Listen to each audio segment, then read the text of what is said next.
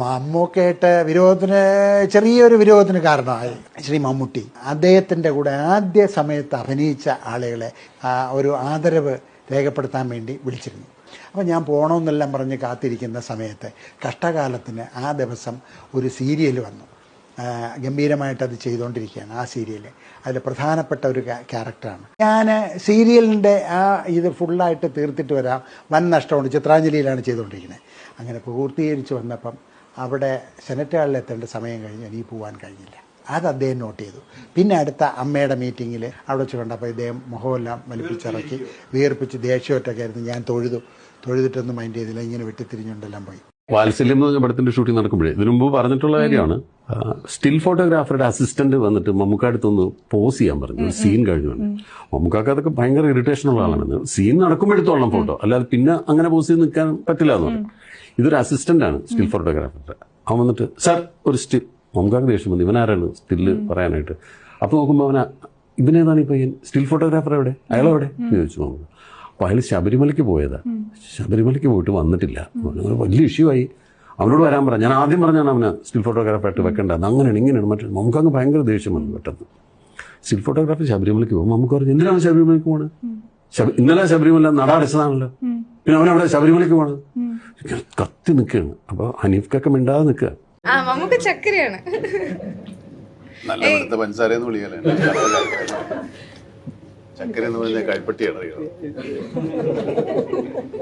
ആരെങ്കിലും അങ്ങനെ ഒരാളെ പറ്റി പറയും. ഞാൻ തിരിച്ചു പറഞ്ഞാൽ അങ്ങനെ ഉണ്ടാവും. കരിപ്പട്ടിയാണ്.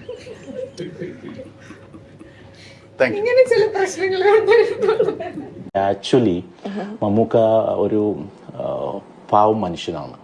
പക്ഷേ പുള്ളിയുടെ സംഭവം എന്ന് പറയുന്നത് എനിക്ക് ഇപ്പോഴത് അംഗീകരിക്കാൻ പറ്റാത്തൊരു കാര്യം എന്ന് പറയുന്നത്, ഇപ്പൊ സെറ്റിൽ ഒരാൾ പുള്ളിയേക്കാൾ നല്ലൊരു ഡ്രസ്സ്, ഒരു ഷർട്ട് ഇട്ടുകൊണ്ട് വരികയാണെങ്കിൽ അത് ഊരിപ്പിക്കും പുള്ളി.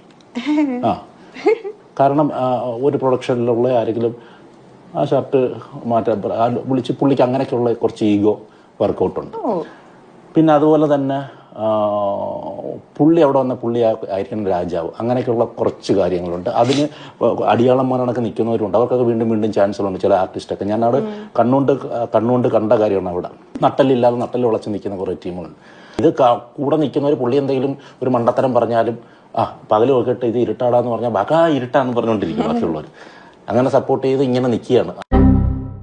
രസകരമായ എന്തെങ്കിലും ഒരു ഓർമ്മ മമ്മൂക്കയുമായിട്ടുള്ളത് പങ്കുവെക്കാനുണ്ടോ? ഒരുപാട് അനുഭവമുണ്ട്. എല്ലാം എന്നാ പറയാ, പഴശ്ശിരാജ സമയത്ത് ഉള്ള കാര്യങ്ങളാണ്. കഥ ഞാൻ കേട്ടിട്ടുണ്ട്. അതെന്താണ് നീ കേട്ടത്? കേട്ട കഥ ആദ്യം കേട്ട കഥ പറയൂ. അല്ല, ഞാൻ കേട്ട കഥ എന്ന് പറയുന്നത് ഈ ഗാഡ്ജറ്റ്സ് ഇറങ്ങി കഴിഞ്ഞാല് അത് ഫസ്റ്റ് കിട്ടുന്ന ആള് മമ്മൂക്കയാണ്. തീർച്ചയായിട്ടും. അതിപ്പോ ഐഫോൺ ഒക്കെ മമ്മൂക്കയോട് ചോദിച്ചിട്ടാണോ ഇറക്കുന്നതെന്ന് വരെ ഞാൻ സംശയിക്കുന്നുണ്ട്. ഇവര് കൊണ്ടൊരെണ്ണം കൊടുക്കുന്നുണ്ട്.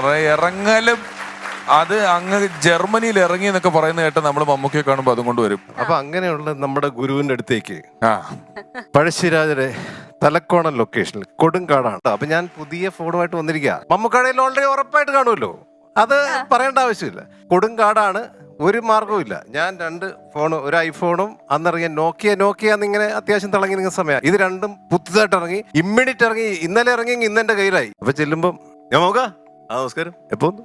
ഞാൻ ഇപ്പൊ വന്നോളൂ. പുതിയ ഫോൺ നമുക്ക് കാണുമല്ലേ? അതെനിക്ക് 2 ദിവസം കഴിയും, അത് ദുബായിന്ന് വരുന്നുള്ളൂ. ഞാൻ ഒന്നും ഞെട്ടി, ഞാൻ കൊണ്ടൊന്നും പോയി. ഇതെല്ലാം ആദ്യം ഇറക്കുന്നതിൽ ഭയങ്കര താല്പര്യമുള്ള മമ്മൂക്ക കാട്ടിലായോണ്ട് കിട്ടിയനെ.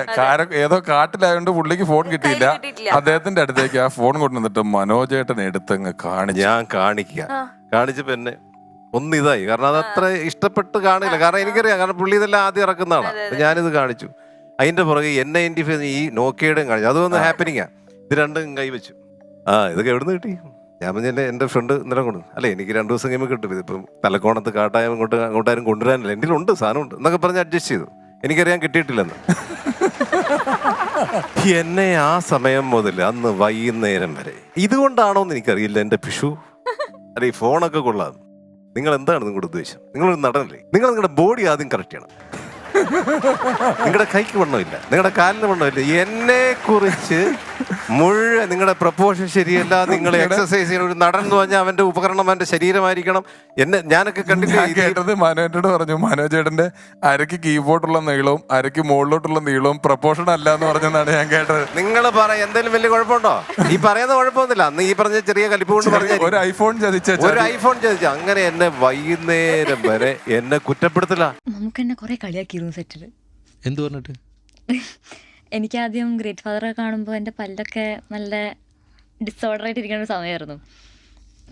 അപ്പോൾ മിക്ക ടൈം കാണുമ്പോൾ പറഞ്ഞു എൻ്റെ പല്ലെന്താ ഇങ്ങനെ ഇരിക്കുന്നത്, ശരിയാക്ക്, അതാണ് കാണുന്നത് കൊണ്ട് എൻ്റെ പല്ലിനെ കുറേ പറയും. അതും എനിക്ക് ഇത്തിരി കഷണ്ടി ഉണ്ട് ഇവിടെ ഈ ഭാഗത്തിട്ടോ. എൻ്റെ അച്ഛൻ കഷണ്ടിയാണ്. അപ്പോൾ അതും കുറേ മാമൊക്കെ പറയും, എന്താണ് അച്ഛൻ്റെ കഷണ്ടി കിട്ടിയിട്ടുണ്ടല്ലേ എന്ന്. അയ്യോ എന്തൊരു ഗ്ലാമറാണ് ഇക്കയുടെ എൻട്രി വന്നപ്പോൾ പറയാം, അയ്യോ എത്ര കാലമായി ഇത് പറയുന്നത്, എന്തൊരു ഗ്ലാമർ, മടുക്കുന്നില്ലേ? അയ്യയ്യയ്യയ്യേ, ഇക്കനെ കാണിക്കുക, ഏതെങ്കിലും കഥാപാത്രത്തെ കൊണ്ട്, ജൂനിയർ ആർട്ടിസ്റ്റിനെ കൊണ്ടോ സഹനടനെ കൊണ്ടോ സഹനടിയെ കൊണ്ടോ പറയിപ്പിക്കാം. എന്തൊരു ഗ്ലാമറായത്. ഇതാണ് ഒരു സിനിമയിൽ, എല്ലാ സിനിമയിലും മടുക്കൂലേ ഇങ്ങനെ പറഞ്ഞിട്ട്.